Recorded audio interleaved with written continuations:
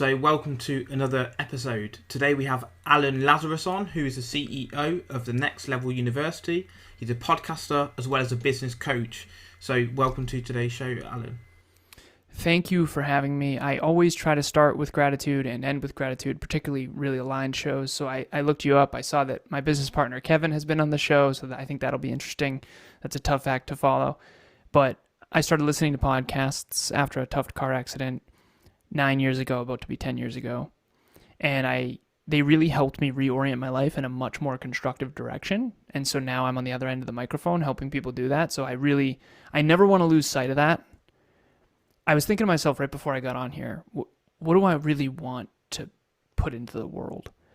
And what it comes down to is I want it to be compelling, and I want to make self-improvement more compelling. If you get interested in self-improvement from 4 to 5 or 5 to 6 or 7 to 9, if you can uptick self-improvement because of hearing me, I have done what is aligned with my mission, calling, purpose. Yeah, so thank you for having me. Yeah, not a problem. I think coming back to what you said about the car accident, and we'll touch on that shortly. But my sort of viewpoint is that sometimes the worst things that can happen to us on the face of it can be the best things that happen to us in retrospect. And it sounds to me a little bit like that. I don't want to sort of take the spotlight from you, if that makes sense. But another quote that comes to me as well is from Marcus Aurelius. That says, "Think of yourself as dead. You have lived your life. Now take what's left and live it properly." Does that resonate with you in terms of the accident and what you've become since that? I have meditations on my bedside.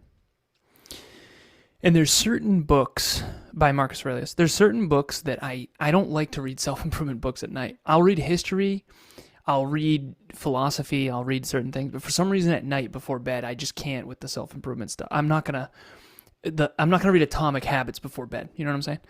But that's a morning thing. So I love that you quoted Marcus.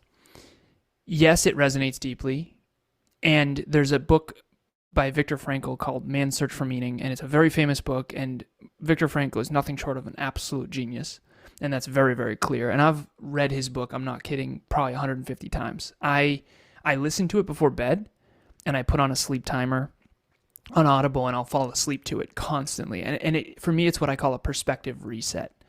Because when you think your life is hard, and then you compare it to what he went through in concentration camps, it just gives you a good perspective. And you just wake up the next morning with a proper perspective.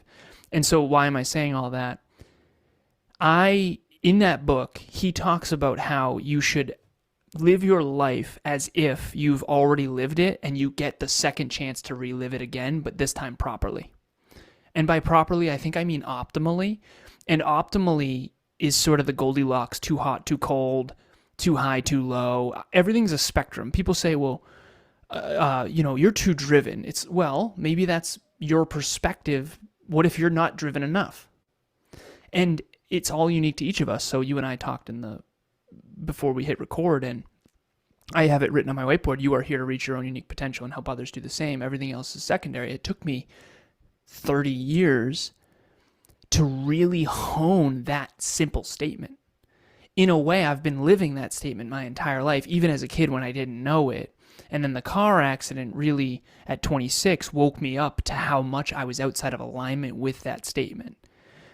And so ultimately, I think all of us, when we face mortality, or we have the death of a loved one, or we have the death of a pet, or we have a tough car accident, or whatever, and luckily I was physically okay with no long-term physical ailments, but mentally, emotionally, and spiritually, it really rattled me because my father passed away in a car accident when I was 2, and he was 28. And so when I got in my car accident at 26, it was not a fender bender. I mean, I was in a very safe car, so we were okay, and the airbags did deploy, but it was definitely it was a head-on collision at 25 miles an hour, and it was completely smashed in the hood of the car, but I was in a Volkswagen Passat, which was a very safe car, so the frame stayed.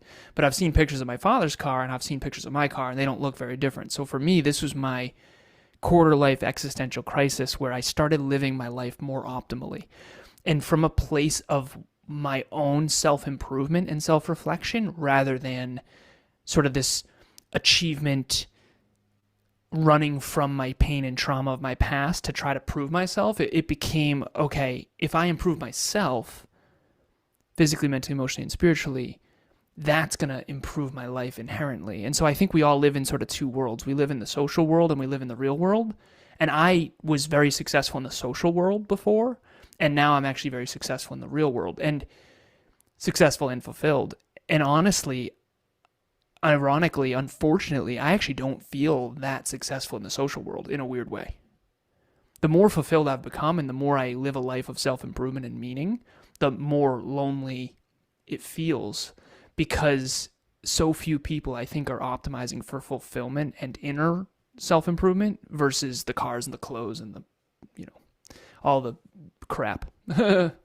Yeah, I think the thing with there's a lot to sort of uncover there. I think that firstly is some things break your heart but fix your vision, and probably at the time you were maybe a little bit on the basis of actually, I don't know, you mentioned existential crisis there. You were probably going through a lot of that, but you've come out of that with vision fixed. That phrase is generally used for relationships. Typically, you've come out of a relationship heartbroken, but your vision has been fixed. I now know what I'm looking from with regards to a girl in terms of respect, looks, interests, etc. But it can be reflective of ourselves as per people as well. I mean, I use myself as an example. I was kicked out of school for bad behaviour, but I was very intelligent, member of Mentor and things like that. But what I realised is that, as you said, fulfilling your potential, there's no point having a Ferrari if you aren't using the 6-litre V12. If you're only using a 4-cylinder engine within that remit, what's the point? And coming on to what you said as well about fulfillment versus chasing the materialistic goods, I think for the most part, people are happier with fulfillment. And if they focus on fulfillment, the gifts that they have, if you're familiar with like Ikigai and things like that, mm-hmm. if they look at adding value first, doing what they're good at and what they're interested in, generally the money comes after that. Mm-hmm. Is it a case of people looking at the chicken, pulling the cart before the horse? So I have my own sort of, what NLU does, Next Level University, the company that Kevin and I co-founded, I try to take these really esoteric, because I've studied physics, science, technology, engineering, mathematics, business, and finance are kind of my jam. And then I also study after 26. After 26, I started studying all the inner stuff too, philosophy, all that. And what I try to do is make it simpler and more practical, because I think a lot of this stuff can feel very esoteric, and I'm a very esoteric weirdo too, so I'm with you and I love it. However, the Ikigai thing, I broke it down into a simpler little Venn diagram. For me, I use this with my clients. So I have 27 people on my roster currently. I've coached hundreds over the years, so I just want people to know I'm not a talking head. Because I think you come on a podcast, right, and you cast a wide net with these concepts, not you, but the metaphorical you. But I need you to know, people on the other end, I'm doing this with individuals every week, all the time, right? So this actually works. I did this not 2 days ago with a client. Venn diagram on whiteboard on Zoom. The first one is, what are you passionate about? What is meaningful work for you? Now, this first circle, it needs to be very made clear. It almost needs to be an obsession. If you really, really want to get paid in the 21st century, I'm going to get to that, but it has to be an obsession. So Kevin, for example, my business partner, he is obsessed with podcasting. One of the weeks, he went on 21 other podcasts, not including our show, which is 7 days a week. Not including his second show, which is called Podcast Growth University, so that he went on 29 podcasts in a single week. That he's obsessed with podcasting. He's obsessed. The audio quality, if it's not perfect, he is so bothered by that. A lot of people would call that neurotic. I would call that high standards in one narrow area. So the first circle is what's meaningful work for you that you're obsessed with. Meaning you would do it for free. I do business coaching for free all the time. I offer a free session to all my listeners. I did 2 free breakthrough sessions yesterday, and I loved it. One of the guy's name was Newton, the other one was Andy. Loved it. So that's the first one. It's meaningful work for you. It's your passion, and it's almost to the point of obsession. Other people are like concerned that you're too obsessed with it. Okay, the second circle is what are you ridiculously good at? Now, here's the thing about this one. It's statistically speaking. So there's 4 modalities of thinking. One of them is numbers and math. That's mine. Number 2 is energy. That's so the math is the rarest, I think. Of course, I would think that though because I feel alone in that. But math and numbers is number 1. Number 2 is energy. That's also very rare, and that was my worst one. The third is vision and pictures and images. And then the fourth is words and concepts. Most people think in conversation, words and concepts, and that's how emotions are constructed as well. So emotionally driven people tend to be words and concepts. So we all have all 4, but we have a big one we're really our main one, and then we have one that we really suck at. So my main one is math. Everything's a formula. Everything is statistics. Everything's curves, bell curves, exponential. And that's why I'm a weirdo, by the way. And everyone out there watching or listening to this, you already know I'm weird. The way that I think is very analytical and it's mathematical. So if you feel triggered by me, that's probably why, because I think in a different modality than you. And I didn't learn this until being business partners with Kevin. He's words and concepts first. It's like artist-scientist. I'm definitely the scientist. He's the artist. But anyways, so the reason I bring that up is the second one is, what are you really good at statistically? Meaning compared to others. So we live in a condo complex, and she was in real estate, my beautiful girlfriend Emilia. She's a podcaster too. And when you go to buy a home, you look at what's called the comps. And this is the part of the equation that a lot of people don't like, because everyone wants to believe that everyone is equal. And intrinsically, spiritually, we're all equal. However, in the economy, we're not. And so when it comes to what you're really good at, it means compared to the bell curve. So for me, I was the obnoxious kid who could drink all night and still get straight A's in calculus exams without even going to class. So for me, that was a gift. So now I help business owners with their metrics. But I am statistically world class at that one thing, and I need to be aware of that. So the first circle is what's meaningful work for you. The second circle is what are you ridiculously good at? And please be very honest with yourself about that second one, because otherwise you're going to design your life and lose forever and not know why.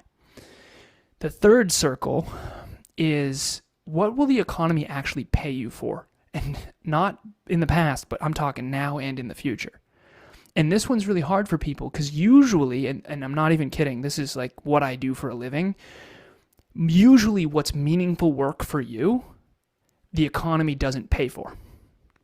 Almost never. Very rarely. Now, if you're passionate about acting and you're an actor or an actress, that's meaningful work for you. Good luck getting paid. The percentage of actors and actresses that actually get paid a lot of money is very, very, very small. And so if you're not good to the second one and getting better every day, you're competing with the best in the world, and it's just never going to work. And I lived in LA for a time. I know show business. But the point that I'm making is those 3 need to be in alignment. So what I do with my clients, I have you write down 25 under each. What are 25 things you're meaningful to you? And it's hard to come up with 25. That's the point. It's supposed to stretch your mind. And then 25 things that you're really good at, and then 25 things that the economy actually could pay you for. And then what you do is you try to find the intersection of those 3. And by the way, before you do that, you need to pick the top 5 under each. And usually there'll be a breakthrough of, okay, interesting. So for me, I'm obsessed with self-improvement. Obsessed. I mean, it's ridiculous. I cannot not talk goals and dreams and self-improvement. Every conversation I have ends up being that. But the economy doesn't pay for self-improvement. It pays for business coaching. So what am I doing in my business coaching? I'm helping people grow their businesses. They come to me because they want to grow their business when deep down what they actually need is to grow themselves. And so I've gamified that in a way where what people want versus what they need is always 2 different things. If what you wanted was what you needed, you'd already have it. Most business owners just aren't improving. It's like, well, it's not working. Well, of course it's not working. You're not working. Seriously. And you're not effective. You're not productive. You don't have a schedule. You're winging it. You're really good at this one thing, but you don't have a complementary skill set with your team and your business partners. And so there's always a bottleneck in terms of the self-improvement piece. Every business owner is the bottleneck to their own business, even if they don't know it. So I can help them with self-improvement, which is my passion, my meaningful work. I'm also really good at metrics and habits and reverse engineering finish lines and helping reverse engineer their identity necessary to achieve. And then I call it business coaching because that's what the economy will actually pay for. So I can actually authentically say, hey, my coaching, which is a modest price, is going to pay for itself, not only long-term, 10x, but short-term. And I couldn't say that if I'm charging, 50 grand, which I'm not even close. But my point is I used to do a fitness coaching and peak performance coaching and mindset coaching, and I couldn't authentically say it's going to pay for itself. But with business coaching, I can. Because if you're making 150 grand in revenue and you want to get to 250, and we can dial in your metrics and habits and identity, I can pay for myself easily with a weekly session, business coaching session. And so for everyone out there watching or listening, you got to figure out what's at the epicenter of your 3. But if it's not meaningful, it'll burn you out. Yeah, I mean, as you said, a business is only as good as the person at the helm of the business. And if it's the business that's the issue, as you said, it's actually the individual. If your life is not going as well as you want it to, it's not because of external circumstances, it's because of you as an individual and the growth. Now, coming back to what you said about the passion versus ability, and I'm glad that you touched on, actually, statistically, because I'm quite similar to you in that regard, what you're good at. Because the example I use, people say, well, I'll just do what I'm passionate about. As well, I could be passionate about sprinting, but I'm not, 6'5" with a leg span of X, Y, and Z. I'm 5'10", average build. It's never going to happen. I could train 18 hours a day with the perfect diet, with a health coach, a performance coach, and I'm still not going to make it because I'm not at that end of the bell curve. What I am at is intelligence. I'm at the top end of the bell curve, top 2%. So that's something to hone in on. And this is another couple of things just on what you've touched on there. The other thing is that people will say, well, actually, what about entrepreneurs then? What about these people who just look at flipping businesses? And I say to them, well, actually, they have a passion for that. They have a passion. Some people just have a passion for money. They are the Machiavellian type. They are the mercenaries. And their passion is literally just money. And they will do whatever it takes. So that is probably a very small subset. For everyone else, they need some inherent meaning behind their work. And another thing that you touched on, which I think is great, is what type of person are you? I've not heard of the 4 that you mentioned. I usually look at like 7: linguistic, mathematics, spatial awareness, sporting, things like that. But it's the same thing. It's like Ikigai versus the 3. They're very similar in that respect. And what most people don't know, I love the word identity you used for business. People don't know what they are. They don't know what type of business they are. They don't know what type of individual they are. And if you don't know what you are and where you're at, how do you know where to get? And obviously the old, if you're on a ship and you don't set the sail and direction, you're going to end up nowhere. And that runs true, really. What's your business wise or personal wise, how do you as a coach try to get someone to understand, okay, they've identified these things, they've identified what their skill set is, what their passion is. How do you get them to work out where they are now, what their goal is, and how to actually get there? That's it right there. Where they are now, where they want to go, their goal, and then how to get there. That's it. I use the GPS. We have a Tesla Model Y, Emilia and I, and I'm not saying that as some humble brag, I promise. It actually has something called supervisor mode, and we drove to her parents' place. We're in Massachusetts, and we drove it to South Carolina, and we drove through 8 states. And I'm telling you, I had to stop this thing from driving itself as a supervisor, because you have to sit in the seat, and you basically have to have your hand on the steering wheel, because self-driving is not fully legal yet, but although we're going to be there quick, by the way. It's awesome. It was so awesome. And Tesla since has taken it away a little bit because of, I don't know why, but the beta test was awesome. It was so good. It drove itself. I had to stop it maybe 15 times tops all the way to South Carolina And most of it was for a bunny or a bird or something. I just don't ever want to kill anything ever, animals unnecessarily. But okay, my point is there's 9 cameras. So there's 3 in the front, 1 in the rear. That's a wide lens. And then there's 1 in each door. And there's 4 doors. Okay, so 4 plus 3 plus 1. So I guess 8 cameras. Oh, and there's 1 in the inside. So there's 9 total. And when we were driving and it was a thunderstorm or something, the camera would be what it calls occluded. And it would stop. It would error out. It would go beep, beep, beep, beep. And it would say, camera is occluded. Self-driving is not available right now. Which sucked because it would be late at night and we're driving, long haul. And I love the self-driving car. So for me, it was on the highway. I don't want to have to do this myself. And I think that's what happens. This is a perfect metaphor in life, in my opinion. A Tesla needs 3 things to succeed at self-driving. Number 1, it needs an accurate current location. It needs self-awareness. It needs to know where it is. That's self-awareness. Where it is and what it is. Okay? Most people will not achieve their goals in life because they aren't self-aware. Myself included before 26.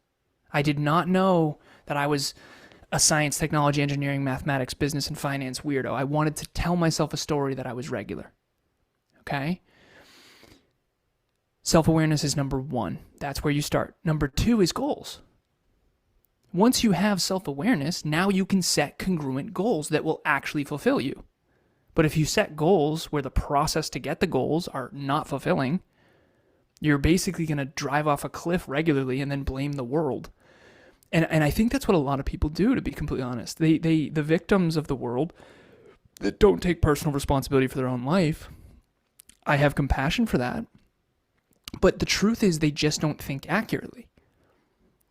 If a self-driving Tesla has a camera that's occluded, a blind spot, it doesn't know where it is, where it's going, and it doesn't have accurate data of the terrain, it's going to drive off a cliff repeatedly and then blame itself or blame the world. And I think that's what a lot of people are doing. Listen, a lot of people I coach, they understand themselves really well, but they don't have clarity on their goals. Or maybe they understand themselves and have clarity on their goals, but they don't know how the economy works. I have one client who is an Android coder. Okay, supply and demand. There's a ton of companies that need Android coders, and there's very few people really good at Android coding, statistically speaking, compared to the demand. So that person gets paid a lot of money. And unfortunately, I've noticed these 2 sort of trends. Most people fall into one of these 2 buckets. There's professionally developed people who do very well in the economy, and then there's personally developed people who do well in their personal life. And very few people have both. And I always say I want to be ambidextrous in the 21st century. And as a 21st century leader, you're going to need to be ambidextrous. Otherwise, you're going to really struggle. But ultimately, the 3 things you need are self-awareness, which is an accurate current location, an accurate destination address. If the Tesla doesn't have an accurate destination address, it's not going to know where to go. And then number 3, it needs accurate data on the terrain. And for the older people, I'm going to be 36, even though I look 15. I'm going to be 36, so I remember Garmin, and it didn't have an accurate update on the roads, and it would just drive you detours. It gets you lost. And I think most people are lost, pretending they're not, and they don't have the humility to sit down and go, I'm lost, and I need help. And I get why, because most of the people trying to help you are scammers. Not all of them are scammers, but a lot of them are, right? Half these books are garbage. And the truth of the matter is, they're actually going to distort your reality more than they're going to give you accurate truth.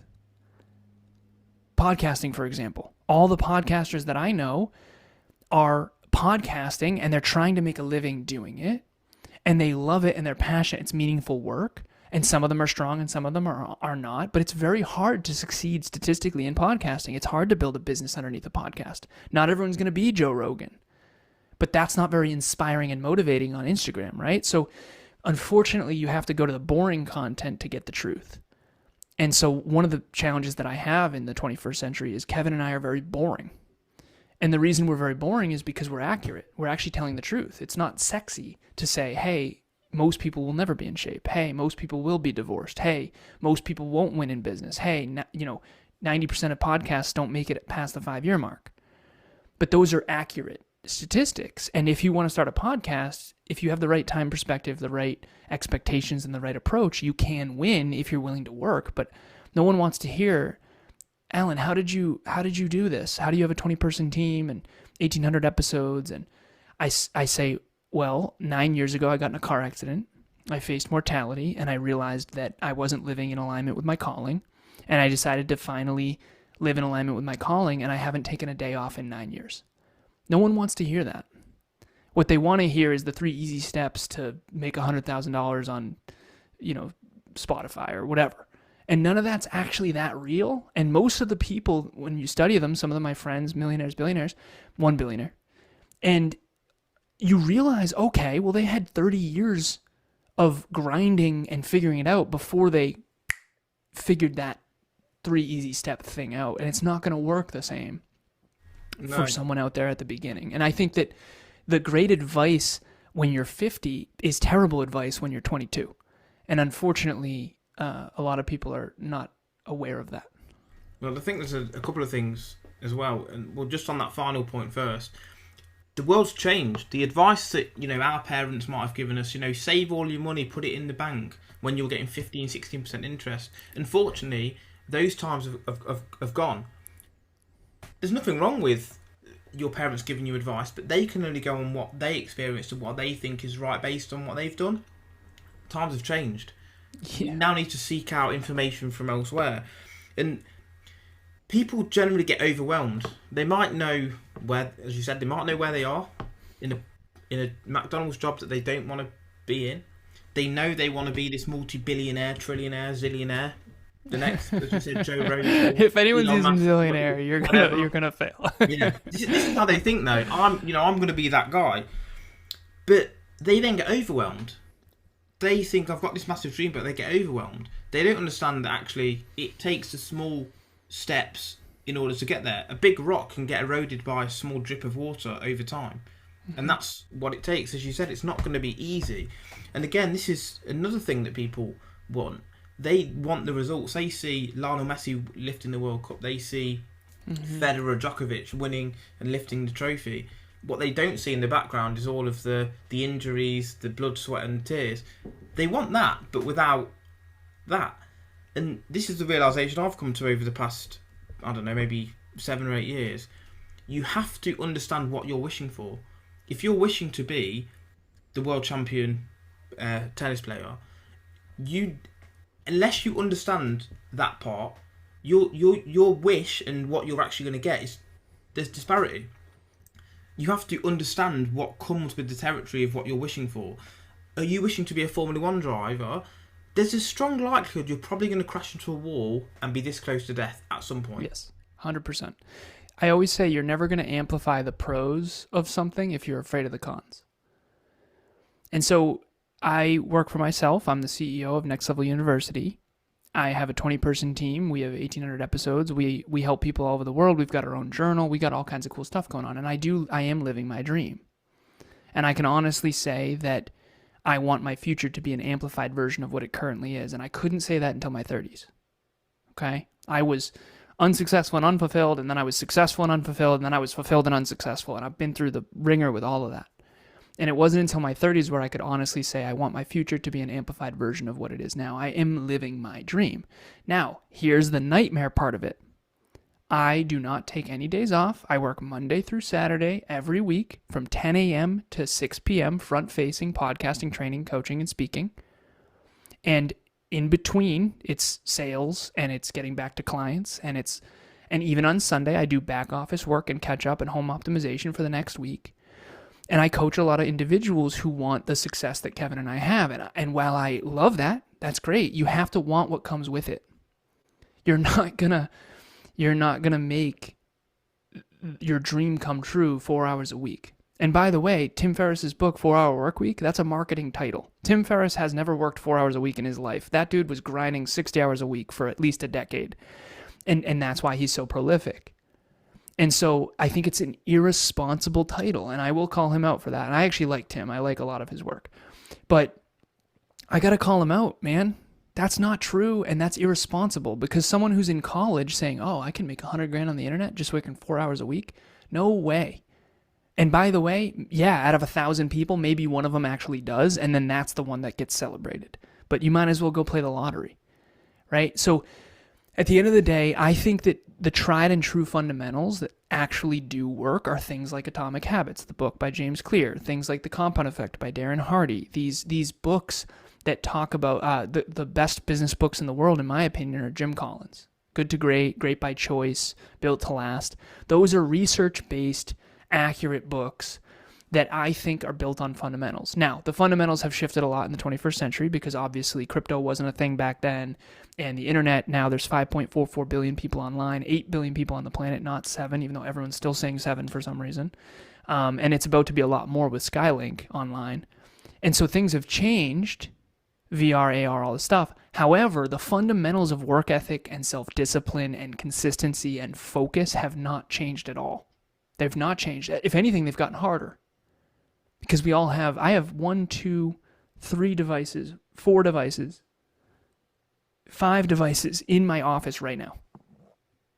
Yeah. And all the notifications are turned off on every single one of them, but that is challenging. And sometimes my ALEXA will actually blink at me when we get a package, and that bothers the hell out of me. But at the end of the day, it's harder to focus now than ever before, and I think where you focus your attention is single-handedly the most important thing to your long-term, bigger, better, brighter future. And anyone who's watching or listening to this, if you are watching reality TV right now instead of this, your future is literally degrading.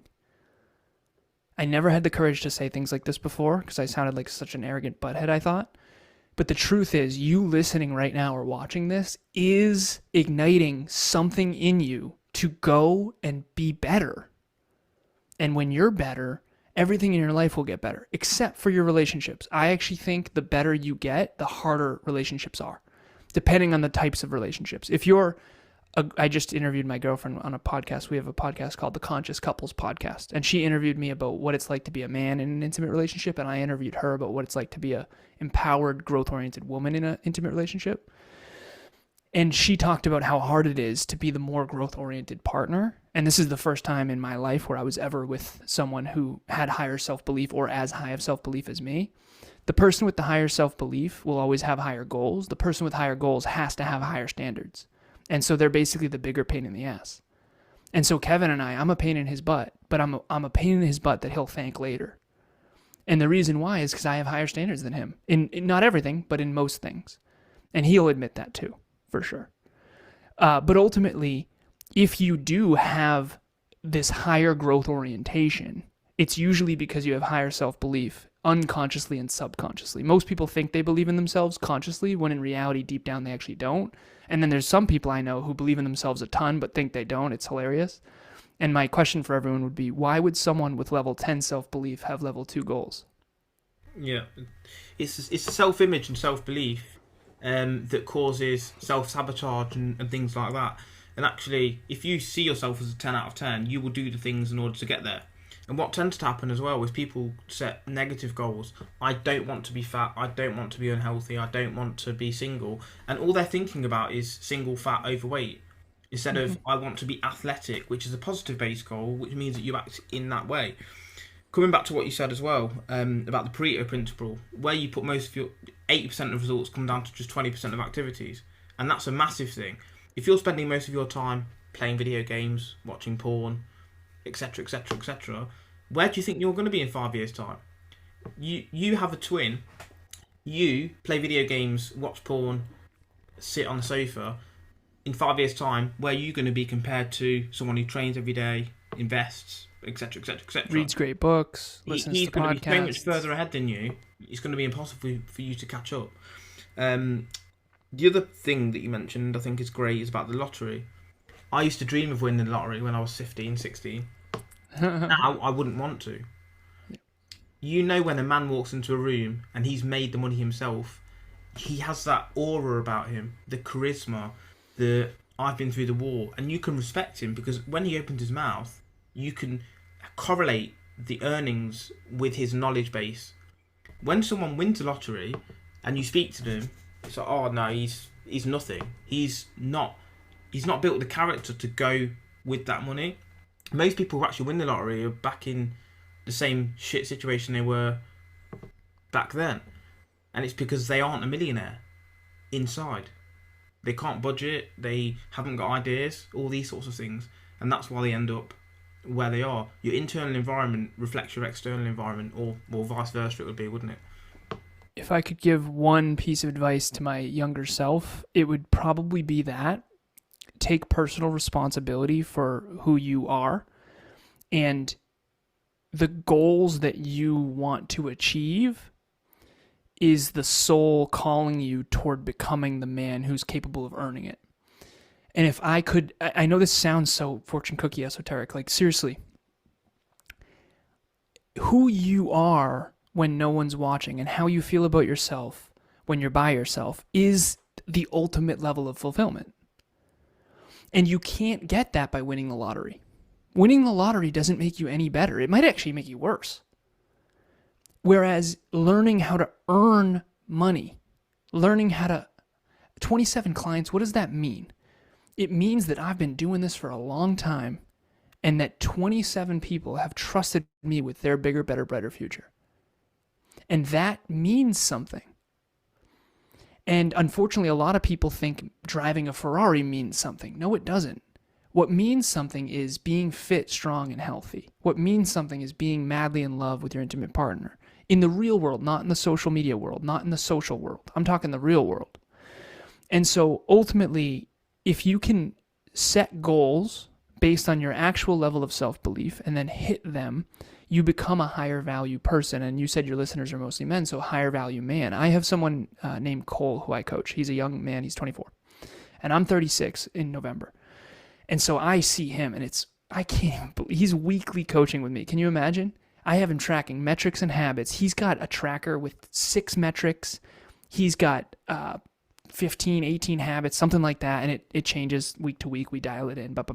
And he's got his quarterly goals that lead to his annual goals that lead to his dream statement. And he's got his G3 target, which is his genius zone of the 3 things he's focused on in Q4. And I'm sitting there going, when I was 24, I was an effing mess. Right? And I said, Cole, he does a video on YouTube every day. Every day he does a reel. And they're good. They're self-improvement. I said, you are becoming a high-value man. A high-value man is someone with high self-belief. It's also known in psychology as self-efficacy. And the higher your self-efficacy, the higher your vision will be. The higher your vision is, the higher your goals will be. The higher your goals are, the higher standards you have to have. And the more challenges you're going to face. There's 2 types of adversity in life. There's the adversity that gets thrown at you. My dad died at 2. My stepdad left at 14. I had a horribly painful childhood, and to an extent that I cannot even share on a public medium. However, I also had the adversity of setting ridiculously high aims and climbing high mountains. So maybe you didn't develop grit through an awful childhood like mine. But you can develop grit by setting high goals, aiming high, starting small, thinking globally but acting locally.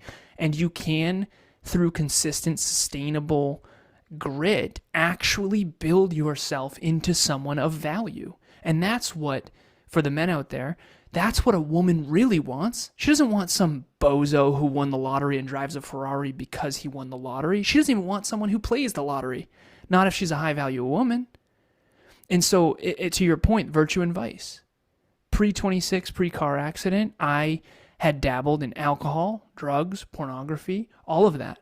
I have quit. I'm 5 years sober. I haven't watched any pornography in over 3 years. I mean, it's unbelievable. I always say my last remaining vice is caffeine. If you're on camera, you can see my little coffee cup. Don't take it from me. It's my last one. I'm not giving up caffeine. I love it. No, but the point is I used to drink, I used to do drugs, all that stuff. The truth is, pre-26, I was not reaching my potential. And I knew it, and it ate at me inside. And instead of owning that and using that as humility, I tried to pretend I was happy when I wasn't. And honestly, the world is full of people pretending to be happy when they're not. When I was the least fulfilled, it was when I was putting on a little bit of a show. And I have compassion for that version of me too. But Alan 2.6 compared to Alan 3.6 is not even remotely the same. That's like comparing the iPhone that came out in 2007 when I was a senior in high school to this iPhone 14. This iPhone 14 has a better camera than what Steven Spielberg filmed Jurassic Park with. That's how I feel about comparing me to my 10-year-ago self. But on the day-to-day, the progress was nearly invisible. But on the year-to-year, decade-to-decade, it's unbelievable what can happen. And the truth is, unfortunately, we don't know the math. I crunched the numbers once. I'll go quick with it. I had a client. It was Cole. And I actually didn't know I was going to say this, so it's cool that connected. Cole was biweekly. I do weekly coaching, biweekly coaching, and monthly. And he went from biweekly to weekly. And I said, let me show you the math of what just happened. I said, Cole, do you think it's fair that once per week, I can help you improve yourself by 1%? Per week, not per day, per week. He said, yeah. I said, okay, do you think I can help you improve your system of success, your peak performance tracker, habit metrics and habits by at least 1% per week? He said, yeah, of course. I said, okay, can you improve your execution of that system of success by at least 1% per week? He said, yes. I said, okay, let me show you the math. Financial calculator, pulled it up. $1. Financial calculator. Everyone can do this math. You can look up a financial calculator, Google it. Put $1 in a financial calculator. In a decade, that's 52 weeks a year at 3% growth. 52 weeks a year for a decade is 10 years, 520 weeks. You end up 4.7 million times better. 4.7 million times smarter, more capable, more aware. And yes, you will lose all your friends. Okay, now here's the deal. If you go to biweekly, which is the frequency is half, this blows people's minds. And this is for the non-math thinkers out there.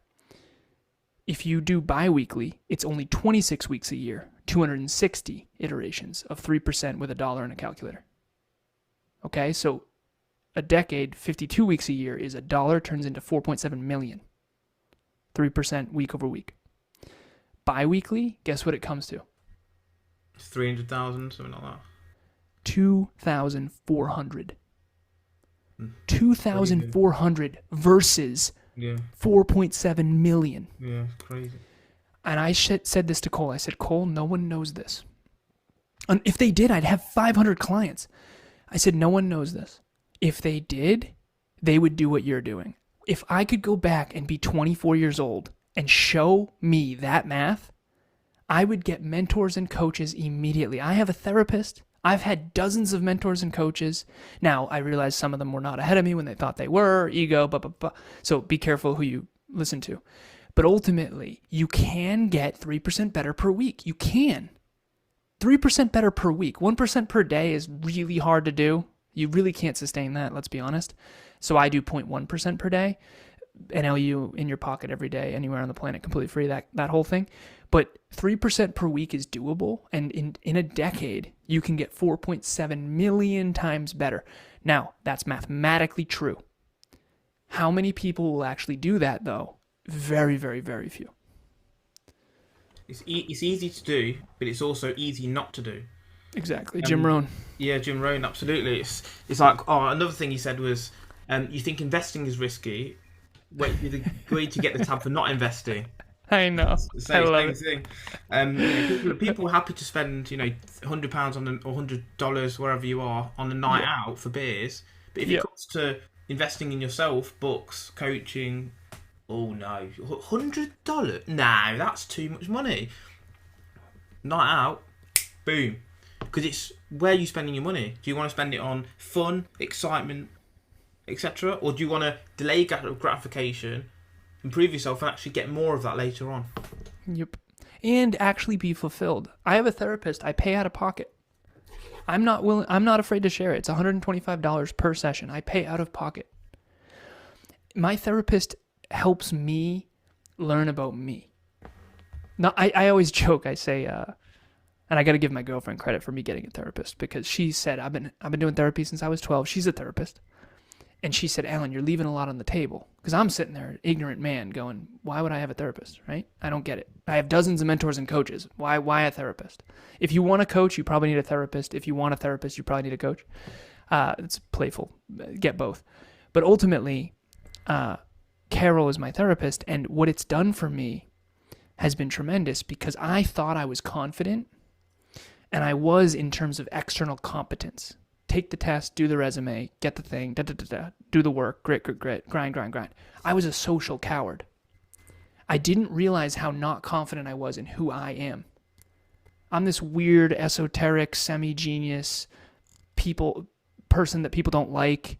I contort myself to try to be liked, and then I end up eventually being hated. It's this weird thing.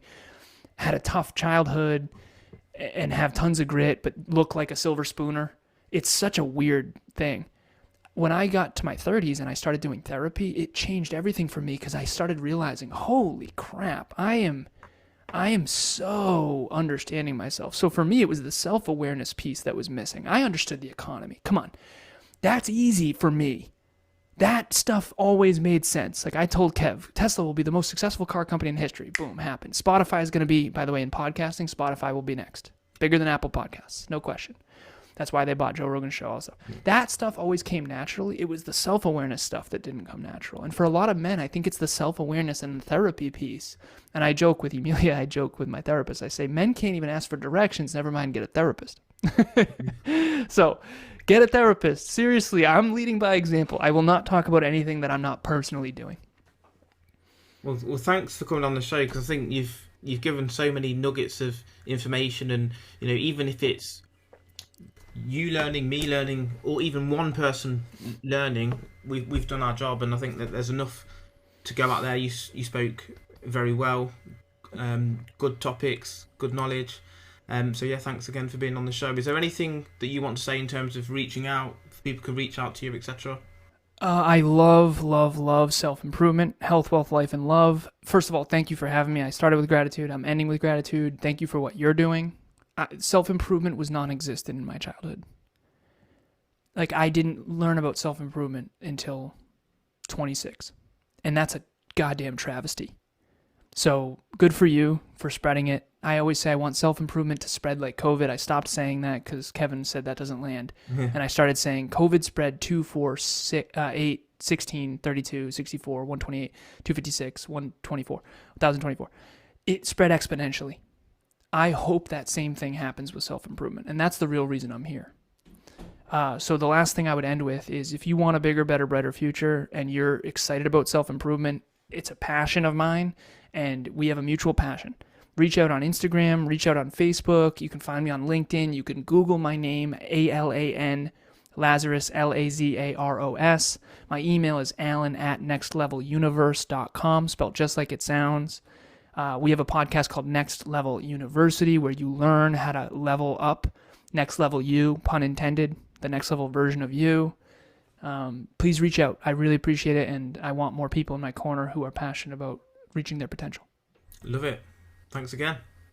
Thank you.